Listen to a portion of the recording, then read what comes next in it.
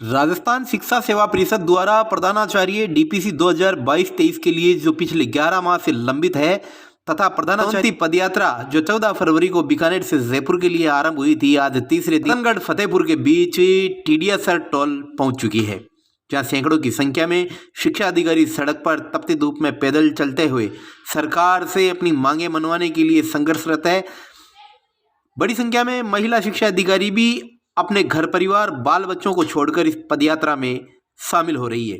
बड़े आश्चर्य का विषय है कि जो सरकार स्वयं को कर्मचारियों की हितैषी बता रही है और अपने प्रत्येक बजट में कर्मचारियों के लिए घोषणा करते हुए समयावधि डीपीसी वायदे कर रही है, परंतु उसी के आला प्रशासनिक अधिकारी और शिक्षा निदेशक राजस्थान की नीतियों को धरातल तक नहीं पहुंचा पा रहे हैं। जहां एक तरफ सरकार शिक्षा के आधुनिकीकरण और विद्यालयों को सुदृढ़ करने के लिए कृत संकल्प नीतियां बना रही है, वहीं दूसरी ओर प्रदेश के 7,000 विद्यालय प्रधानाचार्य की बाट जोड़ रहे हैं। आज बोर्ड परीक्षाएं सर पर है। बच्चों की शिक्षा व्यवस्था जो जिम्मेदार प्रधानाचार्य पर होती है, उसे सामान्य शिक्षक कार्यवाहक के रूप में जैसे तैसे घसीट रहे हैं, जिससे शिक्षण कार्य बुरी तरह प्रभावित हो रहा है। शिक्षा निदेशालय की जो ड्यूटी है कि प्रत्येक डीपीसी समय पर होनी चाहिए, उन्हें इसके लिए सरकारी स्तर पर 2 बार शिथिलन भी दिया गया था, परंतु 30 नवंबर तक दिए गए शिथिलन का कोई औचित्य नहीं रहा। जब डीपीसी करनी थी तब निदेशालय गहरी नींद में सोया था। अब जब पिछले 12 जनवरी को हजारों शिक्षा अधिकारी धरने पर बैठे हैं तो गोलमाल जवाब देकर सरकार जिम्मेदारियों से बचने का प्रयास कर रही है। शिथिलन की फाइल कभी निदेशालय, कभी कार्मिक विभाग, तो कभी शिक्षा मंत्री श्री बीडी कल्ला और कभी अन्य साथी मंत्री जाहिदा खान के कार्यालय में चक्कर काट रही है, लेकिन कोई इस बारे में गंभीरता से विचार नहीं कर रहा है। जो मुख्यमंत्री जी गांधीवादी तरीके से काम करने के लिए जाने जाते हैं, आज उन्हीं के प्रदेश के हजारों शिक्षा अधिकारी गांधीवादी तरीके से सड़क पर अपनी वाजिब मांग के लिए पैदल चलने को मजबूर है। आज राजस्थान शिक्षा सेवा परिषद रेसा के प्रदेश महामंत्री पीडी गुजर ने बताया कि यदि ये मांग तुरंत नहीं मानी गई तो सरकार को इसके गंभीर परिणाम भुगतने होंगे। आने वाली 21 तारीख को जयपुर में एक महापड़ाव किया जाएगा। यात्रा में रेसा के प्रदेश कोषाध्यक्ष सोहनराज बुर्डक ने कड़े शब्दों में कहा कि यदि डीपीसी तुरंत नहीं की गई तो हम चुप नहीं बैठेंगे। चूरू के जिला अध्यक्ष बेधड़क बड़सरा ने सरकार को इस बारे में प्रधानाचार्य पदोन्नति की मांग अविलंब मानने की बात कही।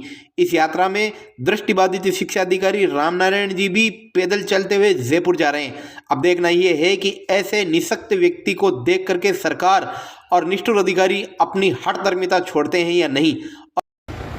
हाँ सर, क्या हो रहा है, क्यों ये पदयात्रा हो रही है?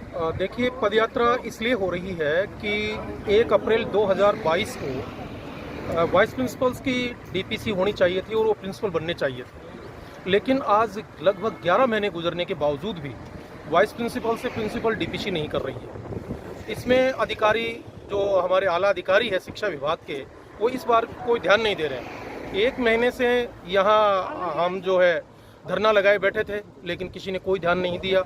मजबूर होकर के हमें ये पद यात्रा निकालनी पड़ रही है, जो ये बीकानेर से शुरू होकर के 350 किलोमीटर की दूरी तय करते हुए हम जयपुर पहुंचेंगे और 21 तारीख को हम विधानसभा का घेराव करेंगे। हमारे लोक कल्याणकारी सरकार के गांधीवादी मुख्यमंत्री जी, जिन्होंने ओपीएस जैसी स्कीम लागू कर दी है और जो ये कह रहे हैं कि हम साल में 2 बार डीपीसी करेंगे, लेकिन यहाँ 1 बार भी डीपीसी नहीं हो रही है, तो ये पूरी तरह से जो है एक तरीके से उपेक्षित किया हुआ है हमारे संवर्ग को।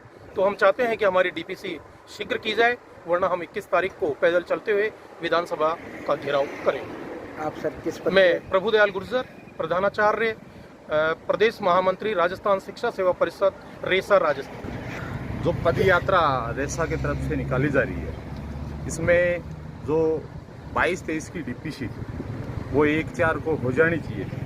9 महीने के बाद भी आज दिनांक तक जो शिक्षा विभाग है, इन्होंने प्रिंसिपल की डीपीसी नहीं की। 1 महीने तक रेसा के सदस्यों ने निदेशालय के सामने धरना दिया।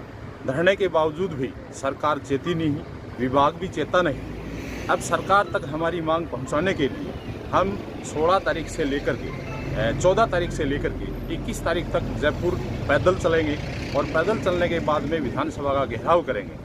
तब तक भी अगर कोई प्रकार की डीपीसी का पत्रावली जारी नहीं होती है तो निश्चित रूप से रेसा धरना के साथ साथ अनशन की कार्रवाई भी शुरू करेगा। आप रेसा अध्यक्ष वेदरथ बड़सरा शुरू। क्या लगता है सर, हो जाएगा आपको कि वो उम्मीद लग रही है? ऐसा है कि लोक कल्याणकारी सरकार से हमें पूरी उम्मीद है कि हमारी मांग को सुना जाएगा। बाकी शिक्षा अधिकारियों का सड़कों पर होना इस सरकार के दुर्भाग्य से ज़्यादा कुछ नहीं है। बहुत मैं सोनराज, रेसा प्रदेश कोषाध्यक्ष।